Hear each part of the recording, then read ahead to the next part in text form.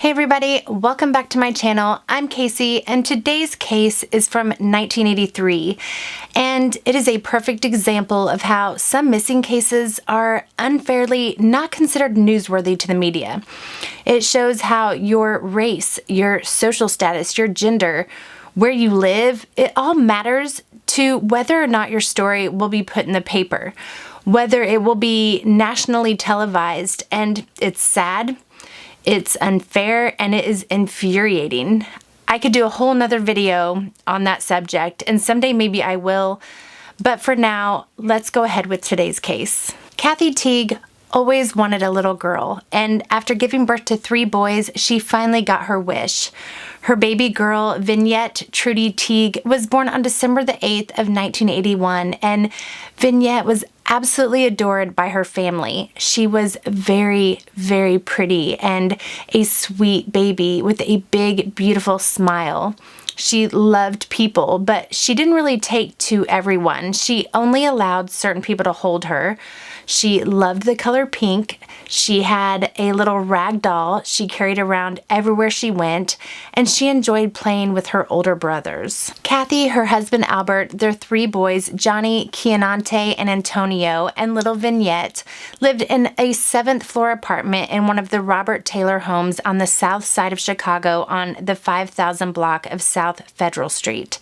Kathy's mother lived in the apartment right next door to them, I believe, and much of their extended family, as well as a lot of old friends, also lived in units of the buildings. Robert Taylor Homes was the projects. It consisted of 28 buildings, each being 16 stories high, with a total of 4,415 apartments, and the buildings stretched for 2 miles. It was a huge property, and at one time, it was the biggest public housing development in the country.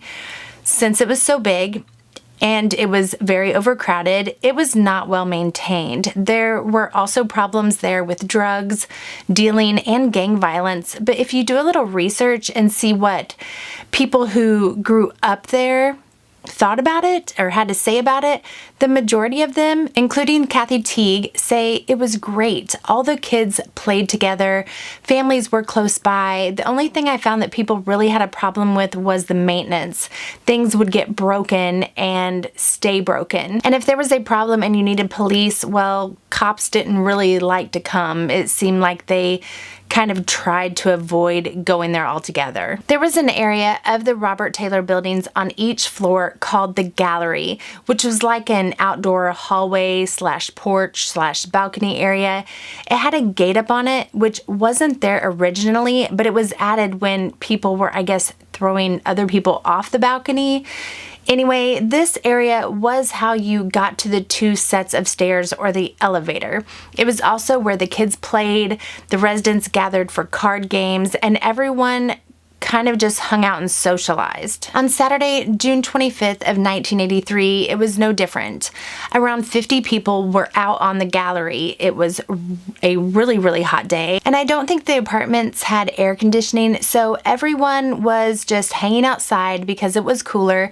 They could get a breeze. There were card games going on, people talking, kids running around, just a lot happening there, and people congregating. Kathy and her family were all home, and Kathy really wanted to get out for a bit. She wanted to go to a drive-in movie with her husband and just get some alone time with him, just get a little break, which is understandable. They had 4 kids, so I can only imagine. I only have 2, and I still need a break sometimes. No shame in that. But her husband, Albert, didn't want to go at first. He wanted to stay home, but Kathy was able to talk him into it. Kathy's mother was going to watch the boys and Vinyette, who was now 18 months old. Kathy's 2 sisters, 2 brothers, and her cousin were also there, as well as a trusted neighbor named Edna May. So they knew the kids would be fine, and Kathy and Albert headed out to the movie around 8:30 p.m. When Kathy and her husband got home around 1 a.m. and were walking up to the building, Kathy heard someone yelling her name over and over from above. The neighbor called down to her, "Kathy, do you have your baby?"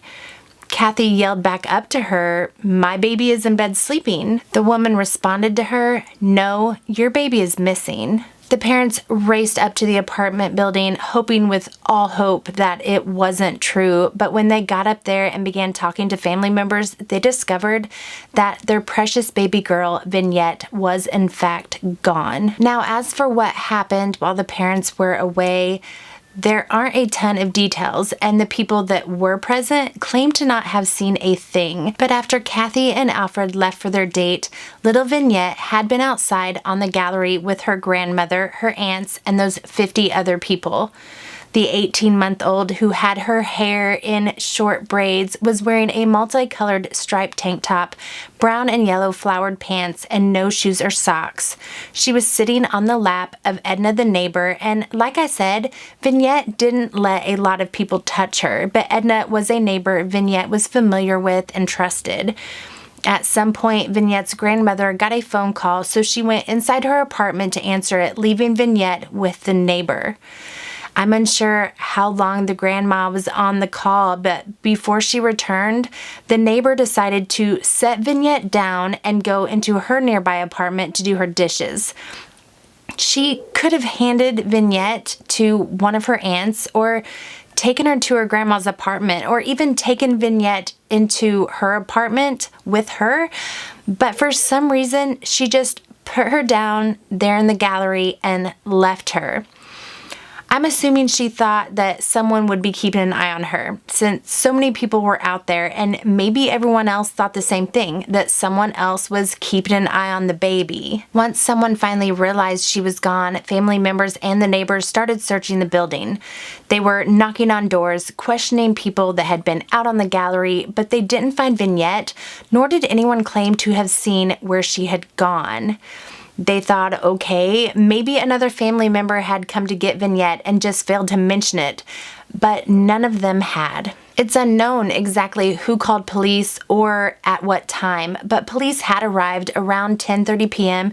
before Vinyette's parents had even returned home, and they had searched the building for Vinyette. Once Kathy and Albert arrived home and were told the news, they too began searching and asking questions. Kathy knocked on every door on every floor, asking if anyone had seen Vinyette or noticed anything at all. Police took Kathy and her husband Albert to the police station for questioning, and at first were being somewhat accusatory toward them. They were insinuating that the couple had snuck back to the apartment during their night out and taken and harmed Vinyette themselves. There was even a female officer that told them something like, "People don't abduct little black kids." They do, lady. They do. It's sadly just not reported in the media as much. Now, I know that law enforcement always looks at the people close to victims first, which is understandable because a lot of times the perp does end up being a parent or a close family member, but in this case, it was ridiculous. They were interviewing the parents separately and were telling each one that the other had admitted to taking Vinyette, which was absolutely untrue. Neither Kathy or Albert had said anything of the sort. The police were completely playing them against each other. Imagine being completely innocent, not even being around when a crime took place. You are in a panicked state because no one can find your child and cops are only looking at you and not really entertaining any other scenario. That would be so devastating. The FBI did get involved and thankfully treated the couple much differently. They were able to confirm the parents' whereabouts and prove that they were not around when Vinyette disappeared. The FBI agents were kind and sympathetic. They actually tried to help find Vinyette and kept in touch with Kathy and did their best to keep them informed of what was going on. The Chicago police also changed their tune some, realizing that the parents were in no way involved with their daughter's disappearance, and they did become more helpful. Even though the police and FBI were helping, the media wasn't really covering the case. It wasn't important or newsworthy to them that a little girl of color had been abducted in the projects, which is so heartbreaking and again, unfair. The Chicago Tribune did one article on Vinyette's disappearance in 1983, and it was a short piece on one of the back pages, and it stated that Vinyette was the daughter of a poor, unemployed, and unmarried mother. it wasn't true. Vignette's parents were married, and why did it matter either way? Why was that important to put into the article? Now, not only were Kathy and her family much on their own getting Vignette's picture and story out there, people within the Robert Taylor Holmes community were whispering, gossiping, saying that Kathy had to know where her daughter was, and why would someone take her baby? This had to have been just gut-wrenching to hear, but Kathy pressed on. She kept searching, asking questions. She even dug through incinerator ashes, checked down elevator shafts, trying to find her daughter or a sign of her, a piece of the clothing that she had been wearing, anything. She put Vignette's picture anywhere she could. She made sure her baby's face was on milk cartons, grocery bags, t-shirts. She and her sister Dorothy hung them in restaurants, stores, in hospitals, on trees, anywhere those flyers would stick. They even visited psychics and palm readers to try to get something, any bit of information they could. One psychic told them Vignette was living in Orange County, Florida. Every year, they made trips there. They went to Disney World and spent the time there scoping out children in the park, just trying to see if any of them were Vignette. Kathy would receive phone calls from strangers, some of them telling her different stories of what happened to her baby. One person was calling and there was the sound of a baby on the other end crying, "Mommy, mommy, mommy." Kathy paid to put a tracer on her phone herself because she was receiving so many phone calls, and she would tell police, but they wouldn't do anything about it. The person calling with the child on the other line ended up being someone messing with her, which is just beyond cruel, and the child's voice was actually a toy baby doll. An employee at a daycare called Kathy, saying she was so sure Vignette was attending the daycare she worked for. Kathy and her sister rushed to the daycare to see, and the little girl did look like Vignette, but a footprint comparison was done using Vignette's hospital prints. It was not Vignette. Years later, Kathy was also told that Vignette had been adopted by a wealthy doctor, though I'm not sure if this tip came through a phone call or a psychic or what. Anytime an unidentified baby had been found dead, Kathy and her sister Dorothy would go down to try to identify if the child was Vignette, and it never was. There was never a ransom note sent to the family or any clue or evidence found.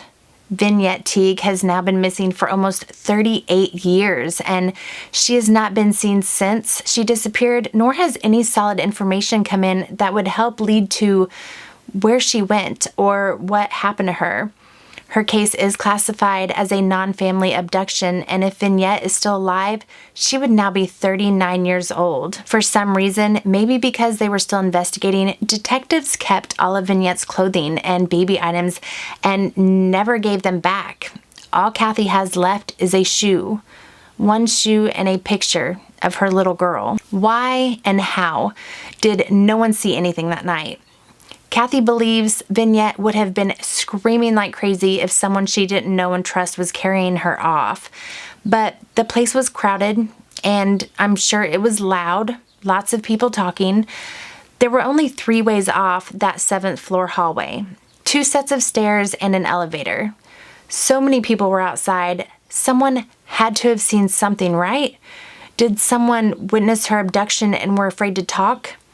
Were they thinking snitches get stitches and didn't want to get involved? Or was everyone really that preoccupied doing their own thing and didn't notice Vignette being carried off?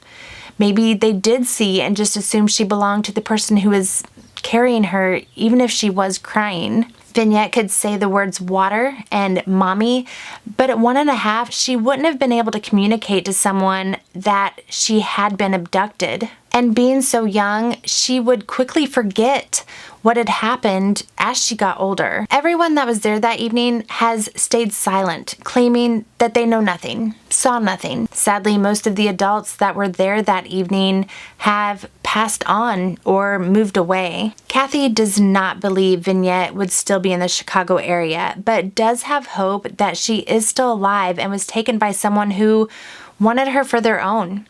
If she is still living, she's an adult now with a different name and likely has no idea she was abducted. As I mentioned before, she would now be 39 years old and could be out there with a family of her own, completely clueless that her real family has been searching for her all of these years. At the time of her disappearance, Vinyette Trudy Teague was 2 feet 8 inches tall and weighed 27 pounds.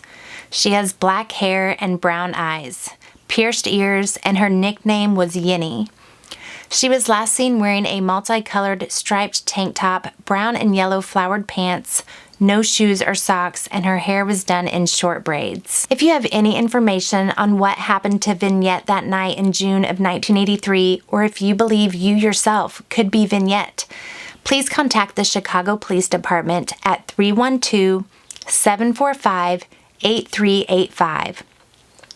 or the National Center for Missing and Exploited Children at 1-800-843-5678. You can submit tips anonymously online, guys, and I will put the link for that option in the description box.